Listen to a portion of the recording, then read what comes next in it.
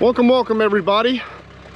It is a wet and cool Wednesday out here in lovely South Carolina. We are back on a familiar property, working on a new spot, and we're having some challenges out here. This is a challenging property, but hopefully we can make some progress in here today, and I'm gonna show you guys what we got. All right, so you guys remember the jungle pond is right back over there. Got it cleaned up, and so we're working back here behind the gentleman's house over here. This was his grandfather's property years and years ago, and he inherited it after his grandfather passed, and we're trying to get it cleaned up.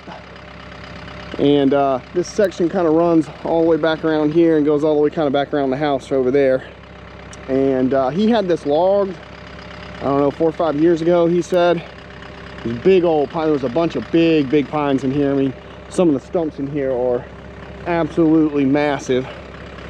So what happened was, this goes down into a swamp back there, and I wanted to bring the Mini in here because there is some debris in here, and this is low back there, and I was kind of worried about getting stuck, and I wanted some better visibility. So I came in here with the brush cutter on the Mini, the MTL, went through here. This took me, this section from about right here to here took me 15 minutes.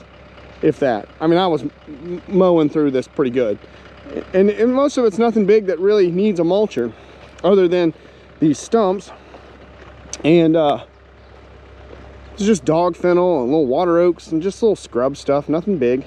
And the problem in here is this right here.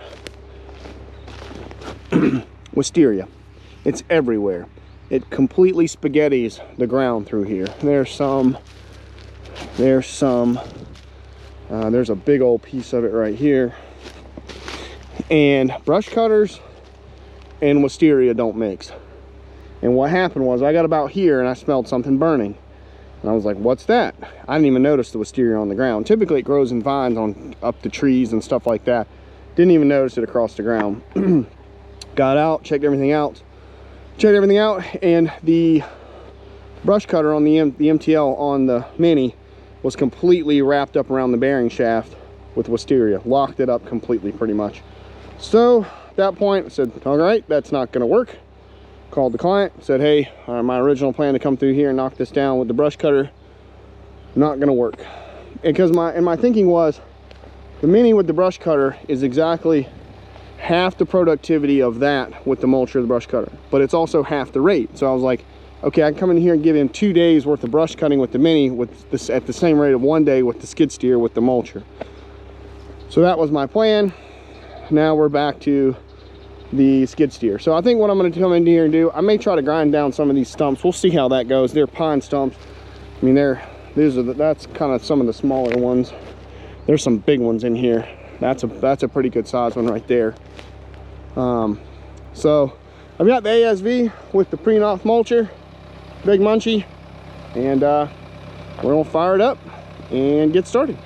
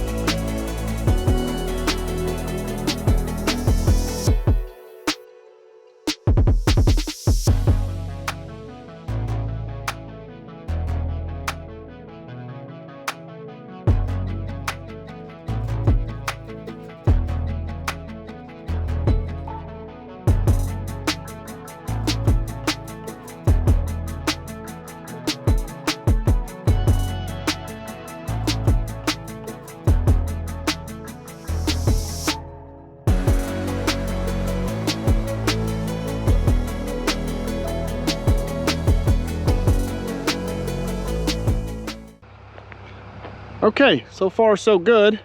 This is right at about an hour in here. Mostly just trying to grind up some of the slash that was in here that was left, and these stumps. Here's a good example. I got this one halfway done, but it's, I mean, that's a pretty decent sized stump right there. I mean, I'll put my foot down there, you guys can kind of see. So that's probably, let's see, that's probably close to 2 feet of a stump, and that's the average size. I mean, there was one over here I just ground down in there. It was huge. That's another pretty big one right there too, sticking up. You know, they're big pine stumps. There's a lot of slash in here too. Most of the slash is pretty rotten though. It's all pine for the most part. But so far so good with the mulcher. So you guys were wondering where this thing's been. I had to, so here's kind of what happened. Quick story time with the mulcher. So I had this thing on the John Deere. It was tuned for that. It was running great. And then the last job I ran with the Deere and the Prenoth,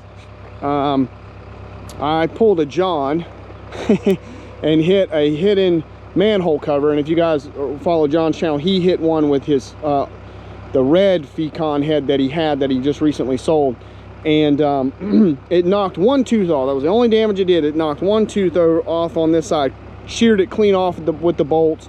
No damage to the head, didn't rip off any of the tooth holders or anything like that, so nothing had to be welded. Took it back to the shop, put a new tooth on it, spun it up, was fine. No issues, no vibration, no issues with the bearing that I could tell. Nothing out of balance, ran fine. I never took it back out on another job after that, because I got the ASV right after that. So I took the ASV and the Prenoth back to John Deere, and they tuned it. And then when I took it back out for that first job that I used it on, it was running really good, but it had a vibration to it. Not a massive vibration, but just like you'd be sitting in the cab, it'd spin up and you could see it was vibrating. Very similar to when John got that Prenoth that he was demoing, and they hooked it up before they tuned it. Very similar. And so I didn't know if there was a balance issue with it or if there was a tuning issue with it. I didn't know what was going on. So I took it back over to Ned here locally, because they're a Prenoth dealer as well, and they've got some experience balancing these heads. So I called them, they said bring it in. They checked the balance was fine. Everything was good with that. It was over revving, and I kind of had a feeling that was what was going on with it, because when I look back at the video, and even when I was sitting in the machine the first time I ran it on the ASV, it was like 2 or 3 times louder than it was on the Deere. Even when I turned the flow down, I mean, it was just screaming. I mean, the thing was so loud, and I was like, what is going on? I said, I think it's over revving, and it was over revving. So what happens is these things are only designed to turn at a certain speed. It's about 2,000 to 2,200 RPM is where they need to be. And this one was in like the 2,300 RPM, and that was causing that vibration. And so they got everything tuned. They tuned it to 45 gallons a minute. I'm running it right now on 43 gallons a minute, and it's running great. And so that's kind of what happened. And I had a little bit of a quick story time again. I had a little bit of a falling out with Ned over the Prenoth stuff, but I talked to the guy that runs the place over there now. He used to own it before they sold it to Ned, and we cleared all that up. I think it was just a big miscommunication, a misunderstanding between me and the sales guy and that guy, and so we talked about it. I mean, I went over there and I bought all new teeth for this thing. I mean, I spent $1,000 on teeth, and said, I'm still gonna do business with you. I just, you know, and I thought I had been kind of like blown off, and what happened was they just didn't communicate with me, and I didn't know that, and they didn't know that I hadn't been communicated with, and then the sales guy that I was dealing with isn't there anymore, and it was just a big miscommunication. So we're good now, and so all that's good. You know, if I need anything, sometimes locally, you know, sometimes if I need a tooth or something, or teeth, I'll go over there. But they're really good mechanics over there. The mechanics over there are great. I've gotten to know Scott pretty good over there. He's a good guy. And so they did a great job with this thing. Fixed a couple grease zerks on it as well. So, but that's kind of the story of where that thing was. It was over there for a few days getting worked on. So, but it's all good. Everything's good. So we're making good progress. This goes, I don't know if I'm gonna go that far back down in there. I'm gonna show you guys that drop off. I don't know if you guys can really see this on the camera, but that drops off right there. I mean, that goes down. And what happens is when you go down a hill this steep and it's soft down in there, when you go to back up, if the front of the tracks are in soft ground and you go to back up, well, that head, and then you being on a hill, the back end of the machine doesn't have any traction to pull you back out of that hole. And that's how a lot of people get stuck going down into soft spots on hills with skid steers. That front end just buries, especially when you got a heavy attachment on the end like a mulcher or something like that. And that mulcher weighs like 2,400 pounds. So when it's sitting flat, you know, the machine is very well balanced, but once you get on a steep hill, it definitely tends to be more forward leaning. But we're gonna keep kind of cleaning this up. I think I'm not really gonna go that further that way. I'm just gonna start working my way kind of to the edge of that hill, and we're gonna work back that way and see how far we get. I'm only working half a day today. I got to, Misty's leaving out of town and we got the dog. So I'm gonna do 4 hours today, and then I've got another little job tomorrow, and then we'll be back on Friday to finish out another 4 hours. And that'll be the day.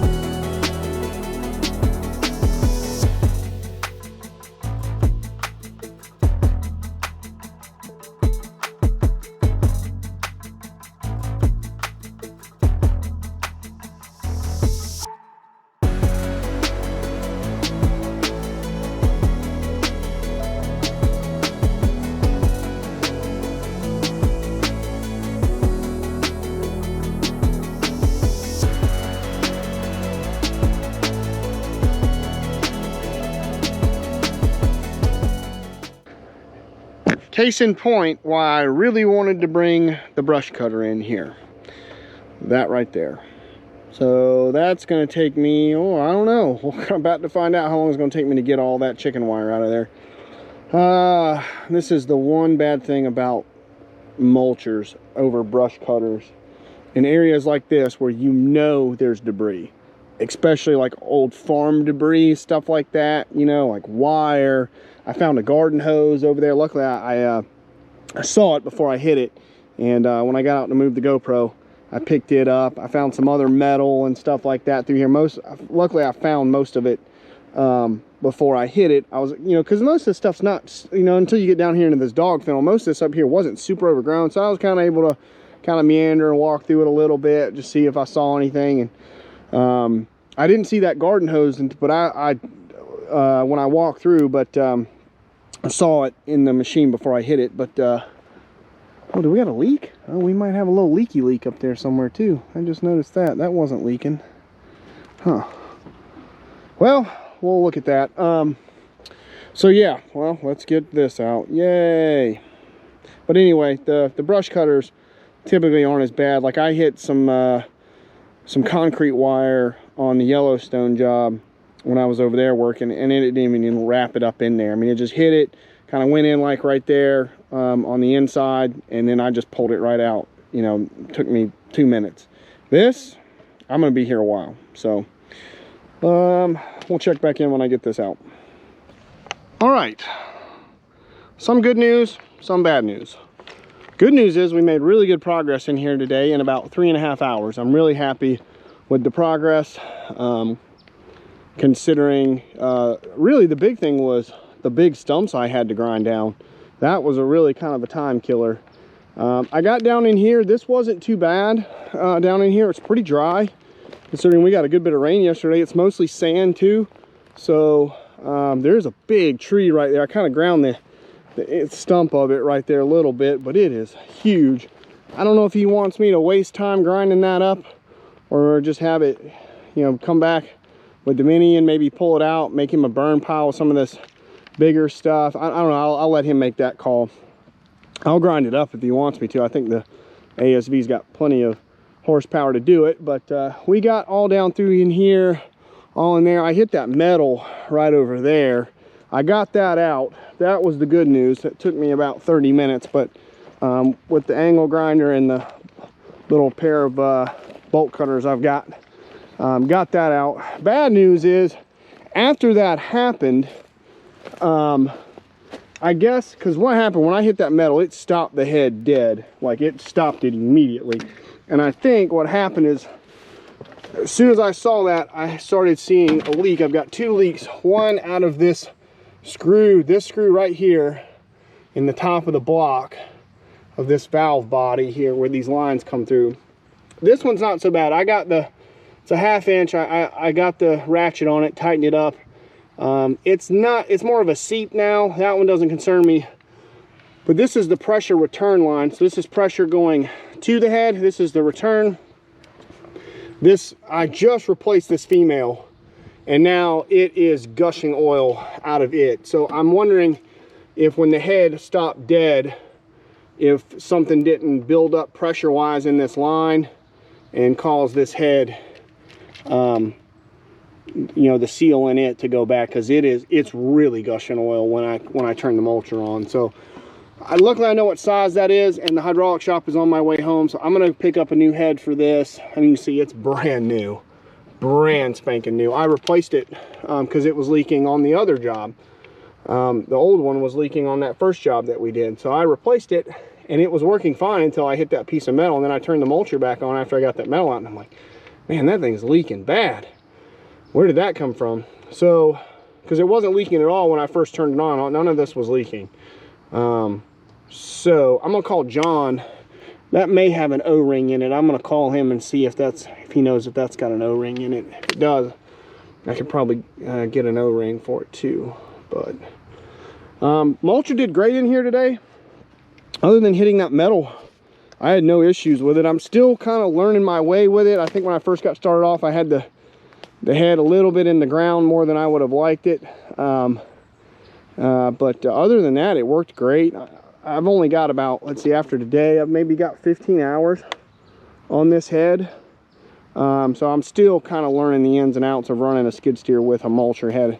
You know, I've got plenty of experience with the brush cutters, but the mulcher is kind of definitely a different animal. But ASV run it great. We're running 43 gallons a minute, and she kicked butt, ground all those stumps down really well. He's just trying to get this to a place where it's going to be bush hoggable, you know, and get the stumps down. And now I'm going to bring, he's very interested in having landscaper Greg come over here and spray this, because if it doesn't get sprayed, all that wisteria is going to come right back, and then it will not be bush hoggable at all. You won't be able to run a mower or anything like that through here. You'll be back to mulching it, and I know that's not what he wants to do.